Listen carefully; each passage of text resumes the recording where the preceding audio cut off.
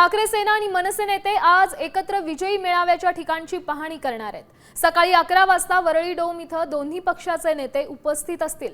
मनसेकडून संदीप देशपांडे आणि बाळा नांदगावकर तर ठाकरेंच्या शिवसेनेकडून अनिल परब असणार आहेत। 5 जुलैला वरळी डोम इथं ठाकरे सेना आणि मनसे एकत्रितरित्या हा विजयी मेळावा साजरा करणार आहे।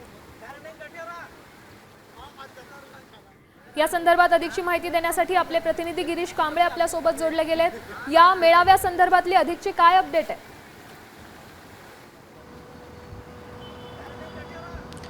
राज्य सरकारने हिंदी सक्तीचा जी.आर. मागे घेतल्यानंतर हा विजयी सोहळा आहे तो साजरा करण्यासाठी दोन्ही ठाकरे बंधू एकत्रित वरळीच्या NSCI डोममध्ये कार्यक्रम घेणार आहेत आणि यासाठी 5 जुलैला हा मेळावा होणार आहे आणि त्यासाठीची पूर्वतयारी कशा पद्धतीने करायची या सगळ्याची पाहणी काही वेळातच या ठिकाणी ठाकरे गटाचे नेते आणि मनसेचे नेते करणार आहेत। मनसेकडून या ठिकाणी संदीप देशपांडे आहेत, बाळा नांदगावकर आहेत, तर दुसरीकडे ठाकरे गटाकडून अनिल परब, वरुण सरदेसाई, सायना दुर्गे यांच्यावरही जबाबदारी आहे।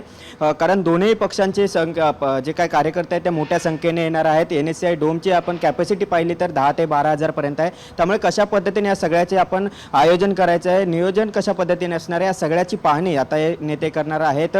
कारण 5 तारीखला अद्भुत असा कारण दोन ठाकरे बंधू पहिल्यांदाच बऱ्याच वर्षानंतर एकत्रित स्टेजवर येणार आहेत। दोघांनी एकत्रित सर्वांना आवाहन केलेलं आहे। त्यामुळे या ठिकाणी मोठ्या संख्येने शिवसैनिक असतील, मनसैनिक असतील ते येतील। त्यामुळे कशा पद्धतीने संपूर्ण या कार्यक्रमाचं नियोजन करायचे या सगळ्याची जबाबदारी या नेत्यांवर आणि त्या दृष्टीने 5 तारीखला जो मेळावा होतोय नक्कीच दोन्ही ठाकरे बंधू या मेळाव्यात पहिल्यांदा एकत्र दिसतील। धन्यवाद गिरीश दिलेल्या या सविस्तर माहितीसाठी।